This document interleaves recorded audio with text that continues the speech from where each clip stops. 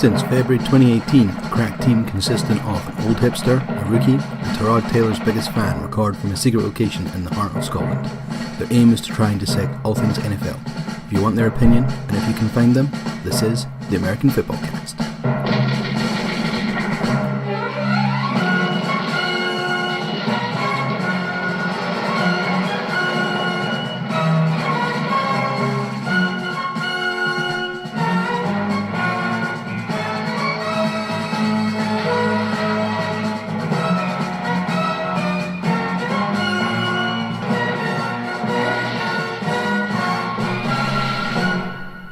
Hello and welcome to the 32nd episode of the American Fitbaw Cast, and my local radio voice is back because I'm in the hosting seat. Fantastic. But you still do a better job of the intro I do anytime it's my time, so it doesn't matter, it's all good. As usual, I'm joined by both Gav and Steve. How are you both? Oh, yeah. We had that disappointment on Sunday that is Pro Bowl week, isn't it? Yeah, I didn't watch any of it. Just scrap it. Do you know what? Yeah, I love the whole. I think it's too late in the season to do it. You would have to move the actual game, but they were talking about replace it with the teams vying for the first overall pick, like the worst two records, make them like do a playoff for the first overall pick. And is it who wins it gets it, or who loses gets it? Yeah. No, you make it. You want to make it who wins, because I think sounds really drastic, but no, I think you extend that. You almost have like a mini wild card. You make it maybe the top 4 teams, okay? So 1 plays 4 and 2 plays 3, and whatever the M's go. So effectively, you could have the 4th worst record, but you could still, through 2 games in the postseason, still win the first overall pick. It's almost like a play on the NBA lottery system. You know how they've got a lottery, so they've got the what is the if you could be the worst team, but you're still not guaranteed the first pick. You'll get no bit worse than 3rd. I think it's picks 1, 2, and 3 come out of the lottery. So you could be the first worst team, but you still end up with the first overall pick. Interesting. Just little quirks on. Yeah, it'd have to be the team that wins it, gets the first pick. You can't have the team that loses, otherwise. Yes. So you're gonna have the worst games of football you've ever seen. No one will play. Just punts. But you'd want practice squads. But you'd want to line it up similar to sort of wildcard weekend and could be fun. Divisional or something. So it's continuation of the season for those teams, because you can't have them having like 3 weeks off and coming back for this one game. No, all the players have given up. They're just away home. I like it. You would have just thinking about it, if it was the worst team, you would have the quarterbacks running back towards their own end zone to concede a safety. every play, just who can run back faster. The defense just trying to catch up to stop him getting back to his own end zone. It's almost like inversed football. It's probably still be better than Pro Bowl, though, wouldn't it? Oh, probably. I don't think there's any problem about that, actually. Yeah. So Pro Bowl, I just recognise the players. You guys are the best players in this position. Well done. Here's a lot of bonus. Well, like what they do in the All-Pro system. Yeah. You know what I mean? Because I think players would rather be All-Pros. I think you would. Writers and whatever, or in that pre-season draft, the order they do, where they rank the top 100 players. This is voted for by your other players, so they're always quite keen on that result as well. But yeah, I mean, I used to love the Pro Bowl when I first got back into NFL about 10 years ago. But then that was like back in the day where it was almost like the official end of season party, and everyone would go to Hawaii, and things like that. But the other thing as well is people would play it. Now all the big players don't bother. They get like Rodgers. As soon as he was like, Pro Bowl, season's over, I'm injured, I'm not playing. It's just rubbish. Yeah, no point. It annoys me. So the best bit of news that came out over the last week, probably about 45 minutes after we recorded our episode last week. It was so right. Had any of us actually looked at our phone during the recording, would we have got it? No, it was afterwards. It popped up on my phone when I got back to my desk. So it was literally like 5 minutes after the recording. So Larry Fitzgerald is coming back for the Cardinals, and I am delighted. Yes. And I think everyone should be, because he's awesome. Well, me being as close to neutral as you can kind of get. I thought it was his age. What age are you? I'm older. I'm 37. I count that out. I think you're a year older than him. I think he's 36. Is he? I thought he was only about 34 or something like that. He could be. Aye. It's his 15th season in the league. Fitzrath. He may come out at 19. No, okay, yeah, he'd be 36. Fitzrath. Nah, I think he's got just about everything in life better than me. What was the thing? He's like just he's not married. Casually dropped in a hole in one. Yeah, that's better, is it not? Is he? He's living the single life. Wow. No, he's did he not drop a hole in one when he was playing with Obama? You know, just like, what am I doing this weekend? Just play golf with Obama, just shoot a hole in one. Yeah, you know, it just seems to be one of these buggers that can do everything well. He's a good guy. Yeah, he's a totally good guy. I'm not slating him. He's not. Bit. I'm just like, that's amazing. He's not one of these like. I'm trying not to swear here. Dicks. Oh, yeah, we can go with that. Yeah. Refrain from expletives. We're trying to become a more mainstream. I was going to say child-friendly podcast, but no, we don't want family friendly. Yeah, I will go with that. Yeah, like he just doesn't come across as like arrogant or in your face or any of that sort of stuff. He just seems like an all-round good guy. Yeah, seems to do everything for the right reasons. There's never any malice in anything he does. Did you see the cool thing where Kurt Warner was reporting from the sideline? He just runs up and tackles him. Yes, that's alright, yeah. Took him down when they were broadcasting live. It was brilliant. He just does stuff like that. Yeah, but it's little things like last year. He was obviously, despite the horrendous season it was for the Cards, he was still ticking off records. But he made a point of saying, "Yeah, I don't really care about these records because we're not doing well as a team. So it's not about me. It's all about the team." What does it say? Consummate professional is always the term that's banded around, and there's some people that deserve it, and there's other people that kind of are maybe what you say pro, but you don't know. Larry is as close to that as you're going to get. Yeah. You know, if you can model a teammate in the NFL, no matter what position, just take him as your template. So if you can come in the organisation and give me that level of effort, preparation, dedication, team first attitude, a lot of that you need a bit of talent, but if you've got all of that can overshadow. Yep, I agree. So yeah, glad he's back. One more year. Do you think he's gone after next year though? I think so. I think this is his last one. He's just having that one transition year. Get Kingsbury in, get him off to a decent start. Yeah. Maybe squeak a playoff appearance. Can't see it happening. No. Think I'll trade him in week 8 so he's got a chance of a ring? No. Nah, he's okay. No. Anyway, talking about rings. Yeah, it's the Super Bowl this weekend. Hey. So we've got the LA Rams against the New England Patriots. It's weird. I do feel this is like the least excited I've been for a Super Bowl. Yeah. It's terrible, but it's because the inevitability of it all. I can see it happening. The Rams winning 21-3 with 6 minutes to go, and somehow the Patriots win. Yeah. 4 touchdowns in 6 minutes. It's just going to overshadow what they did to Atlanta a few years ago. Yeah.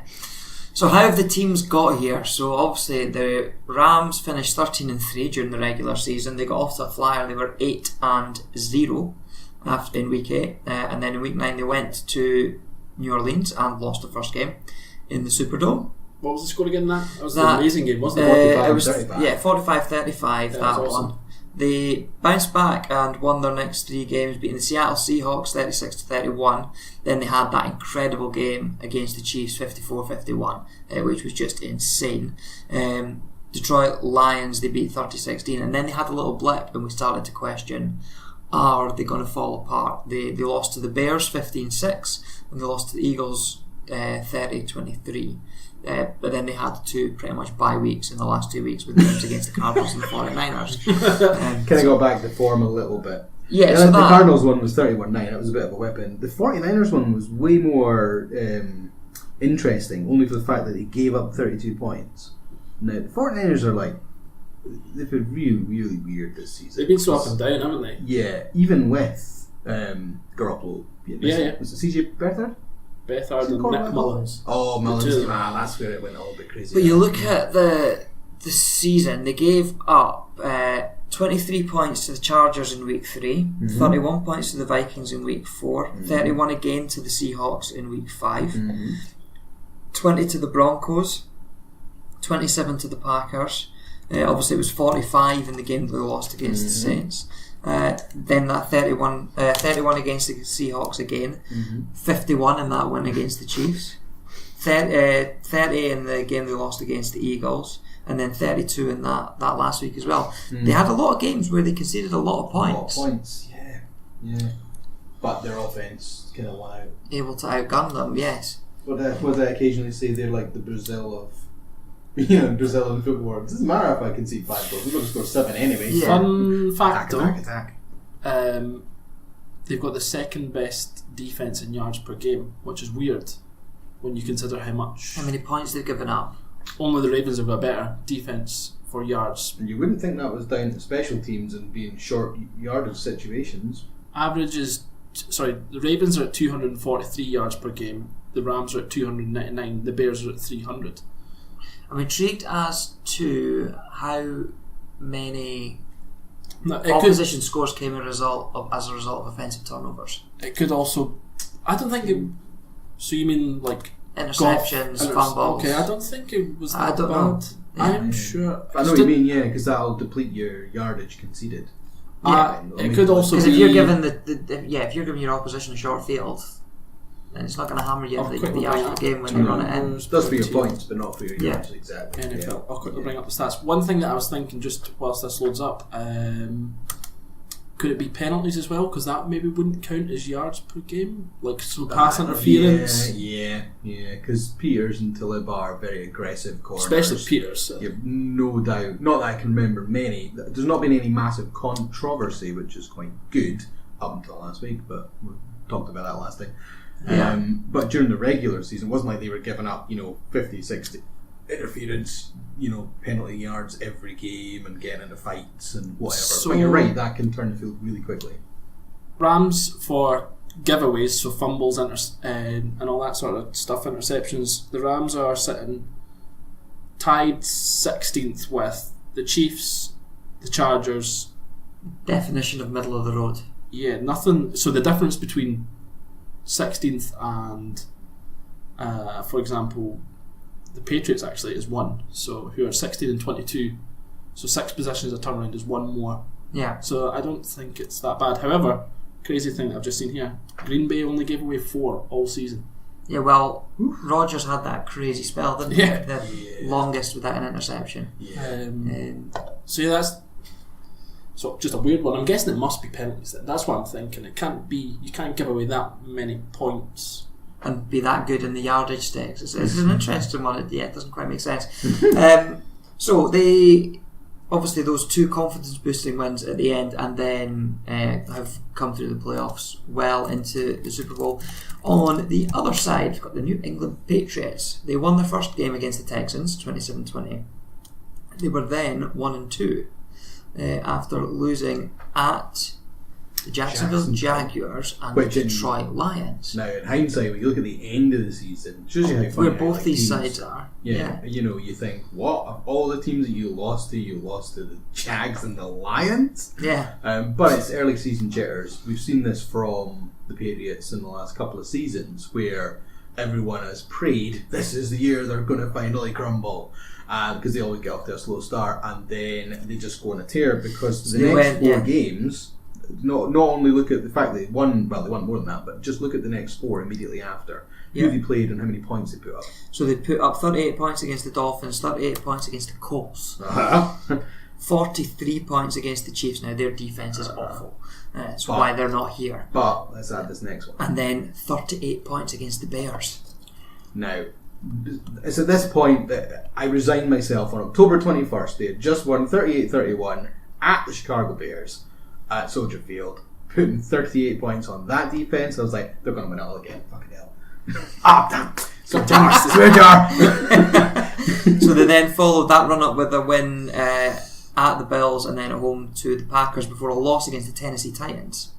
Put them at 7-3 going into their bye week. The defense number still doesn't sound that great. I know it wasn't as bad as the Rams, but it doesn't sound that. There's still a lot of high scoring games in there. A lot of 30 plus points. There is. It's weird. It's similar, yeah. Just to, whilst you were speaking about the Patriots, where I'm trying not to speak about them because I hate them. But I looked up. I think we need to put this out to Twitter to see if someone can help us. So the Rams actually gave up the 6th least amount of penalties per game. Wow. So how have they managed to? Yes. How did they concede so many points? How has the defense been so good?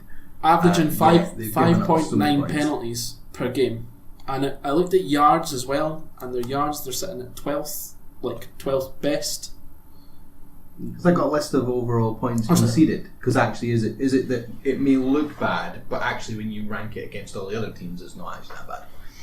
Maybe what we can take away, but it's just crazy how none of these numbers are adding up to. It must be special teams. It must be. Yeah. You can get that. You can get really weird things like 6 weeks into the season, the Cleveland Browns are leading the league for rushing, and you're like, what? They scored about 6 points. What are you on about? Yeah, my mind's actually blown by this because I'm thinking, how can it be special teams when their special teams are actually awesome? Like, they've got probably the best punter in the league. Yeah. So back to the Patriots, and after their bye week, they had wins against the Jets and Vikings before that loss in Miami with that incredible play at the end. Oh my god. With Kenyon Drake. Beating on a lateral. Amazing. Amazing. So they lost that one 34-33. And then followed that up again with a loss at the Pittsburgh Steelers. Now both of those games, if memory serves me correctly, was to secure their division. They would have got it with wins in either of them. I would have thought so, because they still ended up 4 wins ahead of... So they did eventually secure the division with the win against the Buffalo Bills in week 16, and they finished off with another win against the Jets in week 17 to finish 11-5, number 2 seed in the AFC. It's number 2 seeds on both sides of the Super Bowl. It is. Now, what was the thing that I read? Oh, drawing a total blank. Right, let's skip that. Sorry. Nailed it, Steve. Right, so we're going to do... Now we've sort of spoken through their seasons and what happened, we're going to do 2 things. Just quickly on Steve. Is Steve our Jimmy Graham? We think there's going to be so much from him and he delivers nothing. Oh, never a sure saying. Oh dear. I feel like we had high hopes for you, Stephen. Oh, it was. Do you know? In my head, I'm going to go and find what it is. I'm going to read it later and be like, oh my god, it was so good. It was perfect for. I just think, like, in my head, I always think Steve's the one that does the most sort of prep when he's hosting. He does like intro preparations. He's got these. He screws it up every single time. He's watched the game the longest. He is our Jimmy Graham. Oh no. Awesome. Right, so 2 things coming up before we wrap up our Super Bowl preview part of the show. Comparing, or basically a fantasy team from the 2 Super Bowl contenders. Let's do that first, and then we'll do score predictions. Cool. Okay. So, what do we want to do? Both sides of the ball? Or do we just we'll just do maybe a player from each position, like a Rams versus a Patriots. Right, so let's start at the top. Quarterback, Goff or Brady? Brady. Goff. Brady. I was looking. Wow. I had to stop there. I was beaverly in the computer thinking this is the easiest one. I don't even have to think about it. And you throw out Goff. Just to annoy you. Nah, Brady. It's a bit of a no-brainer. It is, yeah. So, running back. Pick Gurley first, Sonny Michel as running back 2. Yeah, okay, this is too easy. I'll throw a curveball. I would have gone Gurley, James White, because I think James White's a better pass catcher. If you want to change it up, I think James White's better at that. Yeah, but see, my thinking is that Gurley does that type of role. He's your gadget / because he can catch out the backfield. Sonny Michel's more your hard-nosed runner. Apart from in... Yeah, I was just going to say. apart from in championship weekend. Yeah. They've actually come out and said they are going to use them a lot more this weekend. Yeah. So that's a really weird situation last couple of weeks in LA. Yeah, who knows? But yeah, I would go James just White. Not been quite right. No. I'm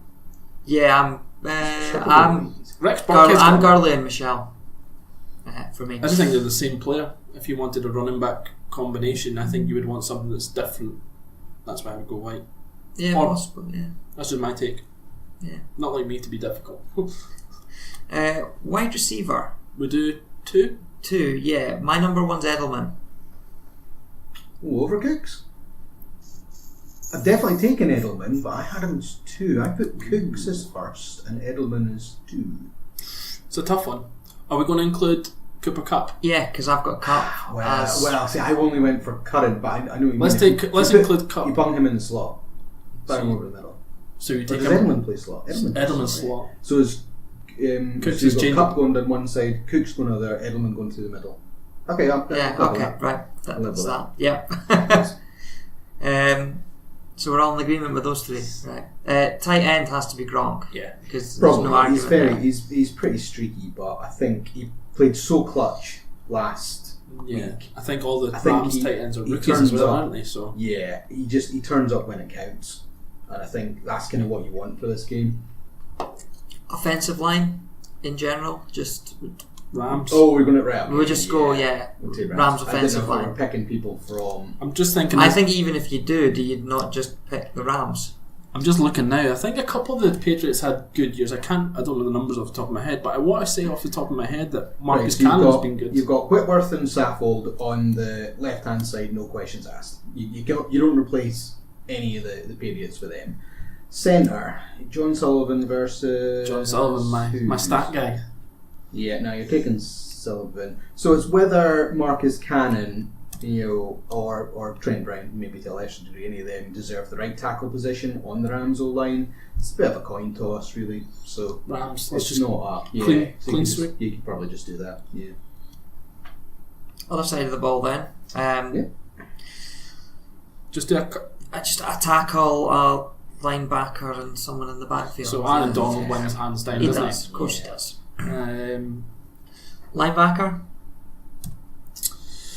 It depends what you're going for. So it's really interesting because you've got Donta Hightower, who's kind of like a very good midfield general, and he's good at wrapping up. Kel Van Noy is surprisingly good off the edge, like more as a situational edge rusher, which is kind of like what they wanted Dante Fowler for when they traded for him. And he's maybe not got there yet, but he's shown enough flashes that that's maybe not a wasted trade. Yep. I think I go Kyle Van Noy. I think he's been really productive this year. Yeah, probably deserves it. Yeah. Coin toss though. It's not hugely. It's not as obvious. It's not like God, my brain. Aaron Gage. That's terrible today. It's not like Aaron Donald, Tom Brady slam dunk kind of thing. It's a bit of a coin toss, but. Yep. Cornerback. So you've got Talib Peters versus McCourties. Stephen Gilmore.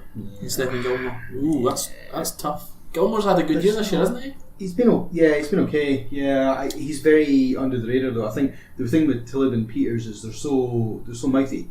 Yeah. They it's like the Legion of Boom when they were in their prime. They talked. Yeah, they backed it up as well, but because they talked so much, you couldn't help but always have them in the forefront when you're talking about who's the best player in the league at that position. Whereas Gilmore's just gone about it. But, oh my word, they're trying to die. Are you break? Do we have a receipt for this, Steve? Can you return it? That's when Jimmy Graham gets injured quite a lot too, does he not? Parallels. Yeah, I think I would go Talib and Gilmore. I think that would be my take for two. Yeah. The safeties? Patrick Chung. Yeah, Chung's been very good. Probably tie him up with Joyner. I think Lamarcus Joyner probably. It's a pretty decent team we've got here. Why are we not GMs? Gav Miller, GM. If we're going to go to kicker and we just. Well, I mean, if you are combining a team of the two, that's the two competing teams in the Super Bowl, that's true. Take the best from either side. You're going to have a good team. That's true.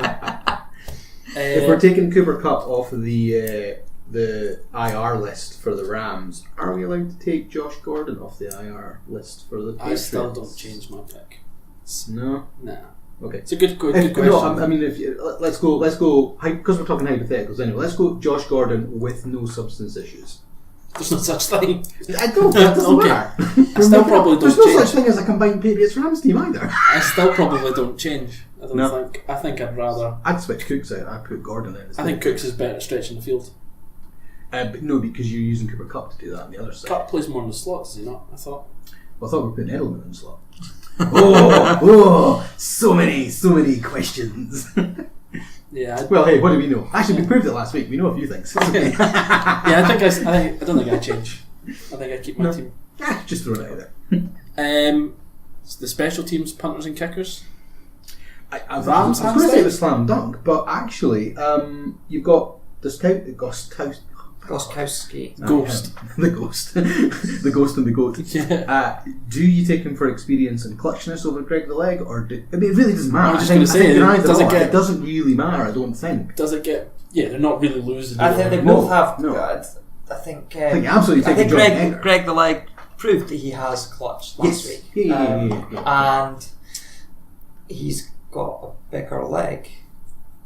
Said with confidence. Mathematically, I've measured it and everything. Well, he kicks the ball further. Greg, So- Zerline, Leg leg circumference. Do not write inside leg. You know what I meant. So yeah. Yeah, I go Rams hands down. Yeah. We'll take it. That was a lot easier than I expected. Yeah. Should maybe do it next week on two rubbish teams. Okay, let's do that. Lions versus Bucks. Who would you take in these? Nobody. Well, no. Let's do picks 1 against picks 1 and 2. Oh, I like that. Just so we get to speak about your Cardinals. Yeah. Okay. Spoiler: Fitz will be in the slot. Who knew? Who knew? Let's talk draft. Wait, predictions, then draft. Of course. Because that makes sense. We did say we'd do predictions. Right, Steve, what you got? Yeah, okay. I think it's going to be about 31-28 periods. Do you think the Rams will go out to lead and the Patriots will come back? Do you think the Patriots will dominate the game? I think it'll be fairly back and forth to begin with. I think ultimately Belichick will shut them down. Oh, that's a point. But Who's your head coach of this fantasy team? Belichick. It's obviously Belichick, but the question I want to ask both of you: do you think there's enough about Sean McVay so far that he can have a similar career? Maybe not as good, but do you think? He's got time on his side, which is the best thing about it. You know, he will when he's done the rate he's going at, he's going to be in that conversation. You know, like coach Andy Reid gets quite a good rep, even though he's not quite got the continual Super Bowl win to go with everything. Is it the case that he's come in at the time where the Rams have been able to throw money at it because they've not had the cap space issue because of golf on a rookie contract? Yeah. Is he going to be able to have the same success when they actually have to start worrying about cap space? Cutting people. Will he flame out potentially? I know what you mean. I think there's enough evidence to suggest that buying your way doesn't always work, though. Yes. Look at the Redskins for the last forever. There is. So he has made that work, which plenty before him haven't done. Like the team of mercenaries doesn't. That very rarely pays off, actually. Me and you have talked about this before, because I hope you've gone and checked it. Andrew, I don't know if you know about this. Albert Haynesworth. Oh my God. You ever heard about this chap? First $100 million defender. Yeah, I'm sure you've mentioned this on an earlier episode. Man. Oh, did I? I think so, yeah. But I don't remember. I'm way too old to remember shit like that. That second one down. You're so bad at this. You did say a few weeks ago, he says I do it without even realising. I'm like, I thought I was really good this week. He's like, no way, you were fair left right. So you've gone 30-28 to the Patriots. 31-28. 31-28. Yeah, so field goal near the last couple of minutes. I'm going to go 27-24 Rams because I have to believe that they can do it. And I'm going for a Greg the Leg repeat of what happened in Seattle. Game winning field goal. Overtime? No, because I don't want that pain. I don't want to be up to 5 in the morning. And I am going to go with a blowout. 30-10 Patriots, I think. Oh, it's going to be sick then.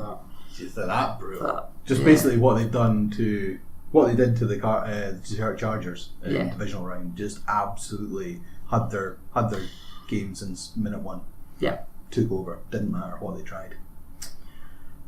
The annoying thing is it could happen. It's not out the realms of possibility. If you had a repeat of that Monday night game, Chiefs against Rams, right? Fine, it was going to be high scoring. The two of them would just outgun each other constantly, back and forth. And how it would get? Would it be just that? It would be luck as to who ended up in front at the end. Yeah. Is there the one pick or turnover that's going to give that team that one more possession, which is just enough? Because that's what you need to win. But it's with the Patriots, they'll probably win the turnover battle.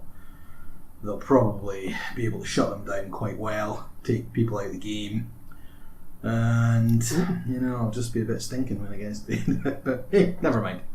Brady's sitting there with his infinity gauntlet worth of rings, one on each finger and on the back. Here's one for you, just when we were talking about, sorry, to go back to the point about the Rams' cap space issue. They've actually got more cap space than the Chargers, the Patriots, the Steelers, the Saints, the Vikings, the Bears, the Falcons, Lions, Redskins, Giants, Ravens. Yeah, they're fine at the moment.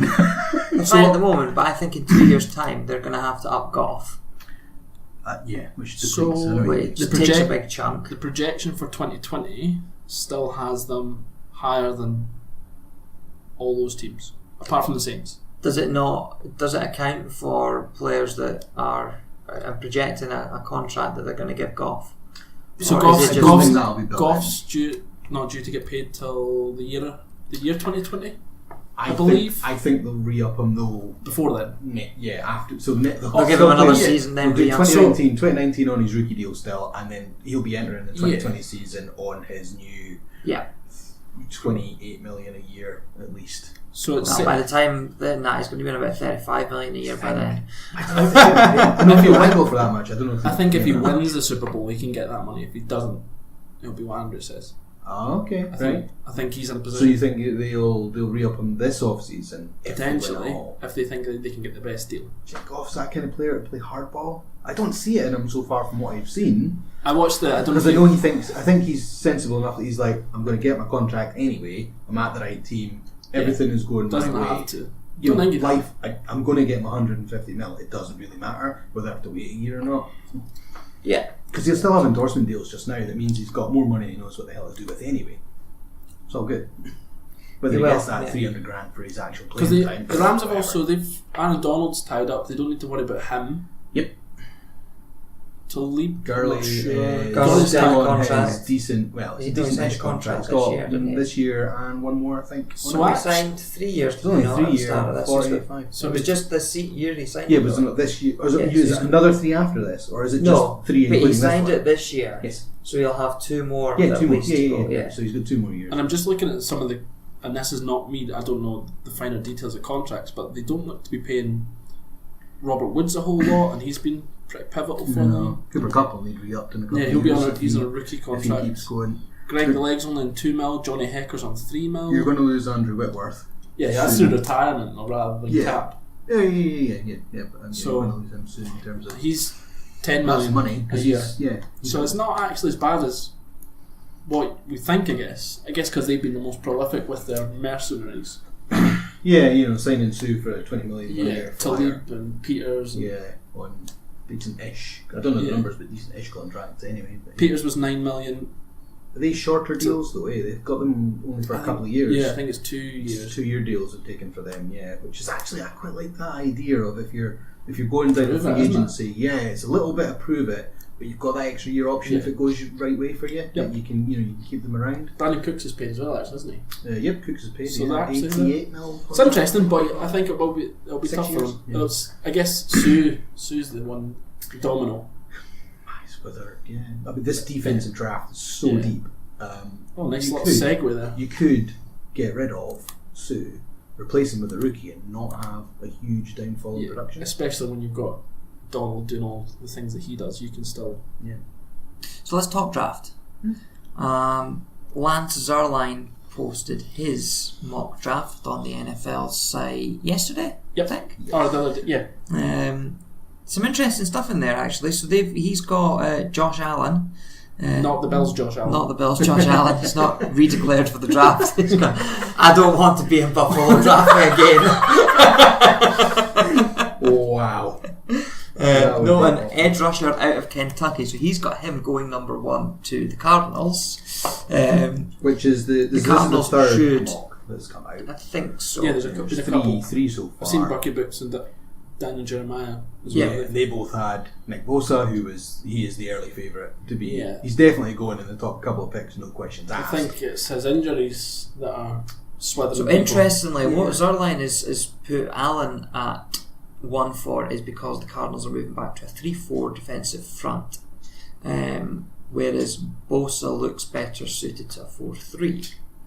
I don't know what that means, but it makes me sound educated. You were doing so it's position of your front defensive tackles and where your defensive ends sit versus your linebackers. Okay? Right. So if you've got, so at the minute, so think of the Rams, right? You've got Sue and Donald, they're in the middle. So they're going to play 4-3. They'll put 2 defensive ends outside of them to give them more help in the middle, and then they'll play 3 linebackers.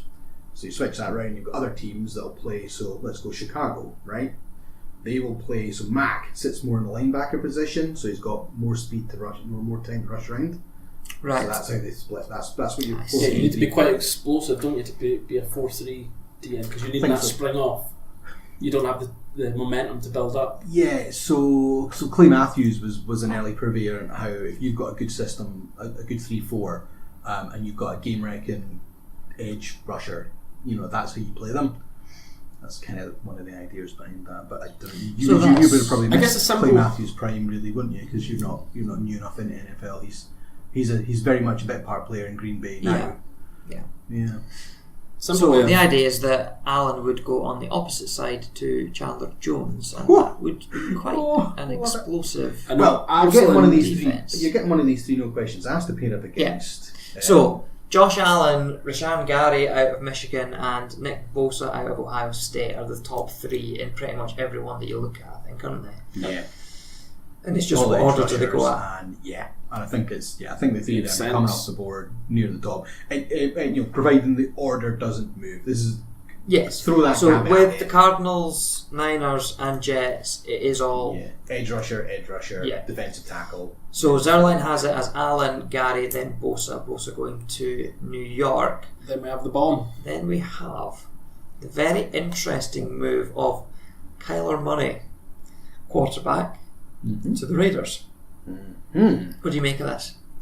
Right, so ballsy. I love the idea that the Raiders would go all in on John Gruden's rebuild. And they've already cleared house. Reggie McKenzie, before he got ousted, was like, I'm just going to trade away all my half decent blue chips, give you all the keys, and I'll get sacked, and you can go and John Gruden and Mike Mayock. Yeah, so Mayock's coming in now. Yeah. The draft analyst. The draft guy. Only does one mock draft. Yeah, we won't be this year, but he still will. He'll only do one for himself. It won't be a mock. It's a real draft and it's for himself, But I know what you mean, he only preps one every year, and everyone always looks forward to it because it's always released the night before the draft. Yeah, it's always pretty much. Yeah, it's very last minute. He's... So Kyler Murray going in. So now Kyler Murray is an interesting one because he's got all the pre-season buzz of he is the quarterback to pick up. Okay, is he? It's the Heisman Trophy winner, isn't he? So Heisman Trophy winner, and he has come out in that same mold of Baker Mayfield. I've seen a lot of comparisons to Russell Wilson for him. Yes, these kind of scatty running. Yeah, mobile. Yeah, really scatty mobile. Not your traditional classic old school tall pocket passer. Yep. He is the new generation of that. So he seems to be getting all the early season buzz. Out of the Senior Bowl last week. So that's like the so there's these special shrine. Why are you not giving the one where Steve can't actually talk. Then they have the Senior Bowl, which is all the best college. But it's basically their Pro Bowl, but it's invite only, and it's actually worth something because they know if they play well, they're going to have much better draft prospects, which helps them kind of knuckle down. But also gives the teams time with them to see how they prepare. Including coach, didn't he?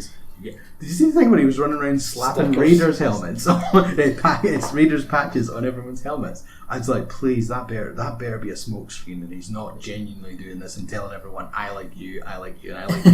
Because man, if he's doing that, he's just mental. It's probably just gone round all the projected first round picks. You're all my stickers on them. How many first rounds do the Raiders have again? 3. Imagine you didn't get a Raider sticker on your helmet. Or you secretly there going, woof! Dodge the bullet there! Anyway, we've got a little bit off track. We're talking about Kyler Murray. Right, so I think he's going to get drafted. I think he's going to get drafted in the top 5 or 6, worst case scenario. I don't know if it will be the Raiders. I think another team might jump up and steal him. because I think people are that in on that he's going to be the guy for them. Do you think Gruden will move away from Carr? Well, I don't know. There was that sort of before. There was talk during the year. So before the Amari Cooper trades, when Gruden came in and he's the plan, I would be like, no, Carr's his guy. He's got Cooper, he's got Mack, and he'll reset the rest of the roster around them three. But it's blown up so much this year that I now can't rule anything out at all. And because he's got the length of that contract, where he can then reshape, he's going to New City. They're not going to get rid of him way before that first season in Vegas. Anyway, he knows he's got time to play with. I was just going to say the fact that they were willing to take Nathan Peterman in. Jeez, the practice squad. I can't even get that. I just don't get it. If this happened, they play Carr for a year, and then they trade him away. Okay. To New England. To replace Brady. Was his brother there? Am I making that up? David Carr? David was drafted by the Texans. I don't think he got anywhere else. I feel like I've made that up. I don't really know. But I'm going to check it. He was drafted by the Texans anyway, I know that much. So, I think. And I sat this morning when you told me this, I was like, Belichick sits there and goes, yeah, go on, I'll do this for another 10 years. Will Belichick be there, or will it be Josh McDaniels?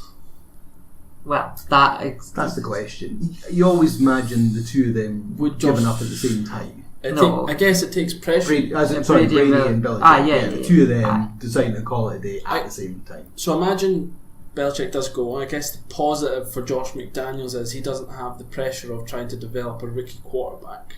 Yep. He would have Derek Carr, who is knows offense, and then you can draft someone, let them learn behind Carr. Yeah. Makes sense. It's a good theory. I like it. Yeah. Will it happen?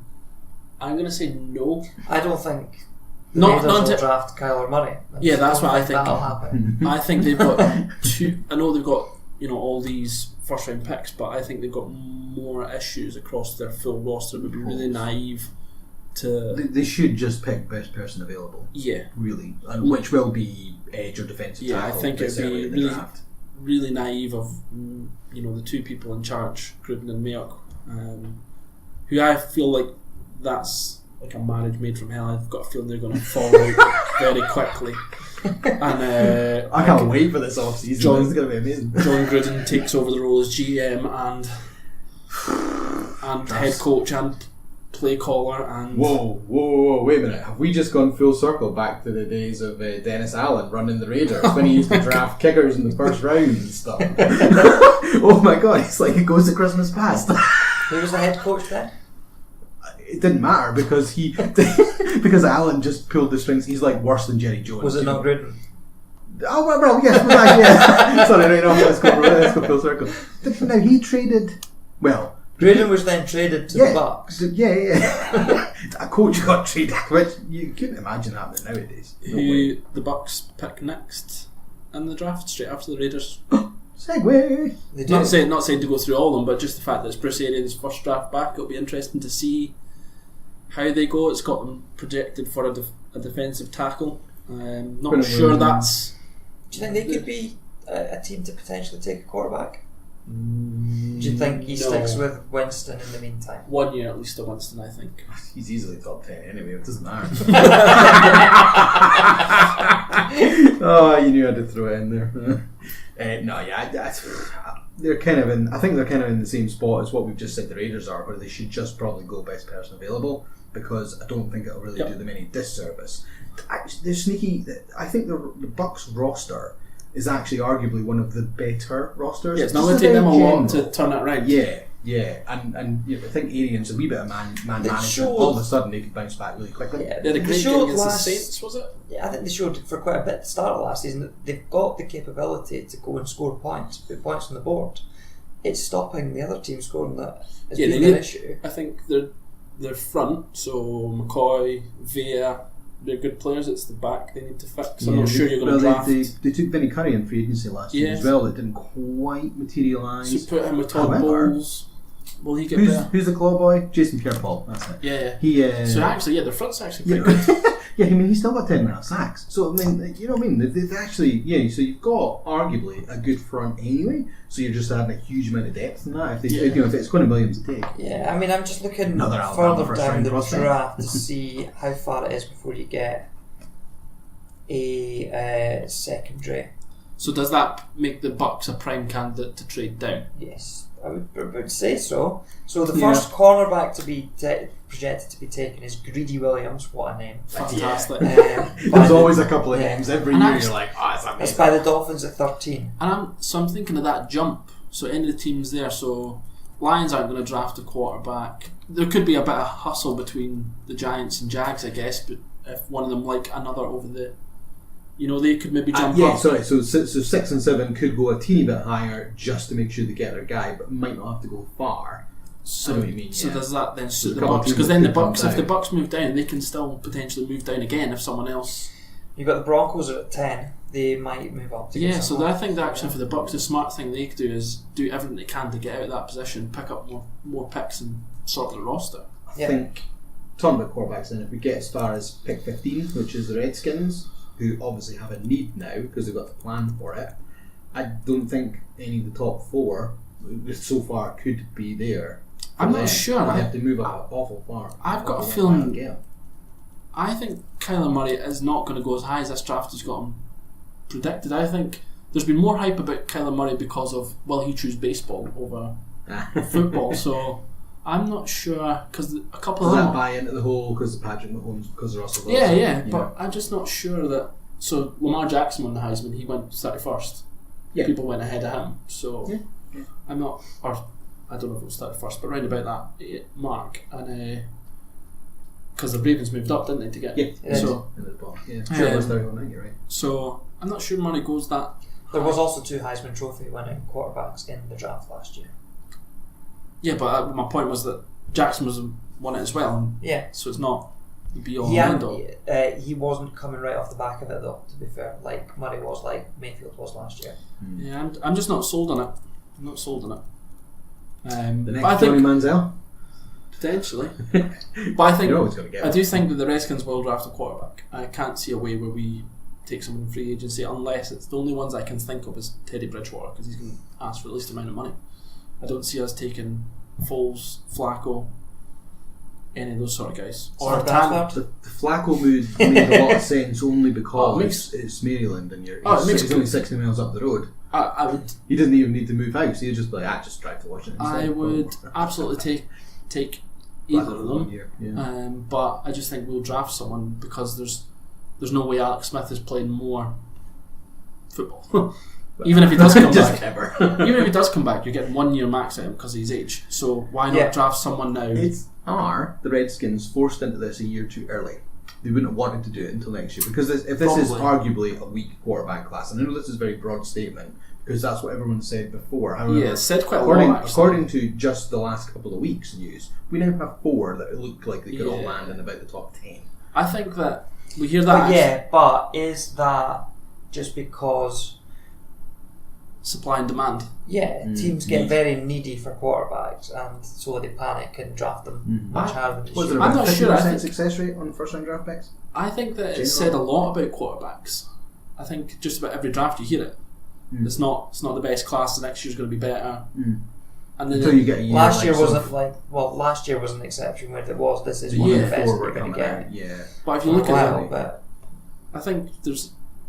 You get like Andrew Luck, Russell Wilson. You get years that are obviously better than others, but I don't think it's as bad as people have made out. I do. I really think the Redskins will draft, and I think I've said it before. I think that's Jay Gruden's hope of more time with Washington. Maybe. Do you want to go any further down, or I think we wrap up here? I don't know enough about it yet because it's still very early in draft season. We will do our proper mock draft as we did last year.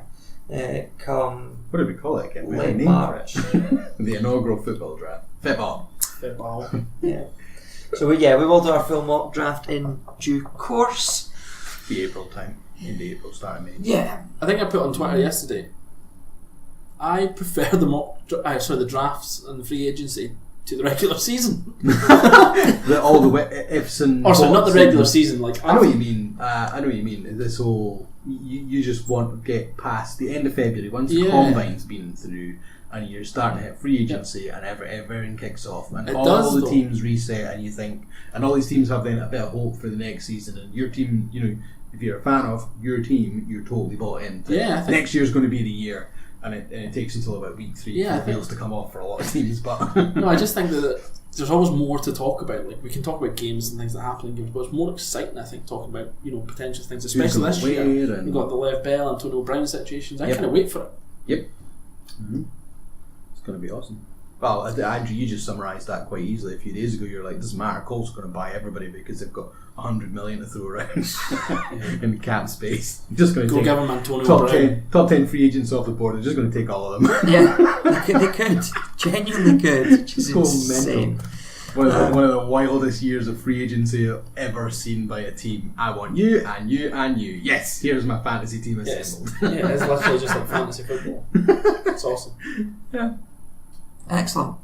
Right, I think that is us done for episode 32. When we next speak to you, the Patriots will have won another Super Bowl, right? Does that mean I'll be hosting it as well? And Gav will be the host to amazing. break that news, I suppose, Let it be known that if the Patriots win, we won't be talking football.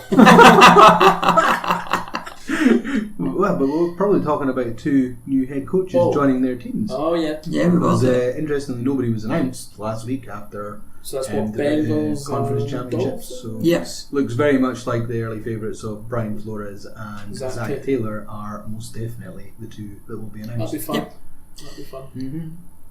So yeah, I've got all that to look forward to. Enjoy the Super Bowl if you're watching it. I hope those that are have booked the Monday off work like I have. I couldn't because I have virtually no holidays left, and I'm like, God damn it. By the time it finishes, you'd have to be in work anyway with your silly shift that you do. Yeah, it's 5:15 wake up call, so I wouldn't be far off it. There'd be no point. You could just sleep through Sunday afternoon, wake up from about midnight, watch the Super Bowl, and then work from home. Work from home. Exactly. Yeah, I'm not that kind of cat. Right, you find us at the usual place at the AF Cast on Twitter, the American Fitbaw Cast on Facebook. Please reach out to us, let us know your Super Bowl predictions, and we will speak to you next week. Bye bye. You've been listening to another great podcast from the Fair City Podcast Network, a group dedicated to connecting and developing podcasts. Check out fcpod.net for more great podcasts and content.